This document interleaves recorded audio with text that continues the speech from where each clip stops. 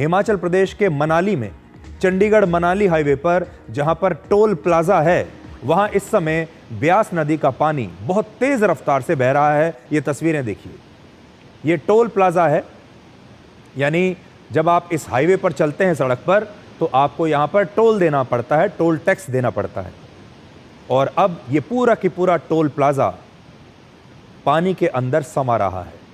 और ये तस्वीरें देखकर आपके दिमाग में ये बात ज़रूर आएगी कि ऐसा लगता है कि अब ये नदियां अपने रास्तों पर इंसानों के अतिक्रमण का टोल टैक्स कलेक्ट कर रही है।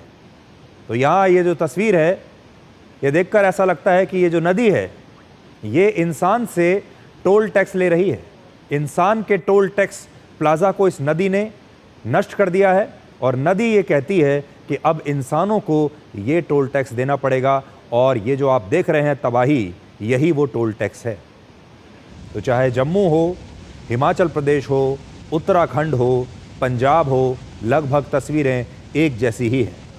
और इस पानी के उफान को आप देखिए, जिससे आपको ये समझ में आएगा कि जो प्रकृति है ये कितनी नाराज़ है इस समय, कितने क्रोध में है। ये नदी, ये नाले, ये पर्वत, ये जंगल, ऐसा लगता है कि सभी क्रोध में है। यानी प्रकृति जब नाराज़ होती है तो वो अपनी नाराज़गी कुछ इस तरह से इंसान को दिखाती है।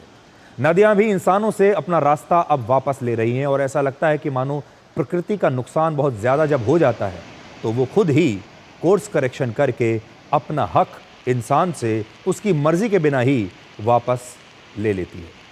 ये जो विश्लेषण है मैं आज थोड़ा अलग अंदाज से आपके लिए कर रहा हूँ।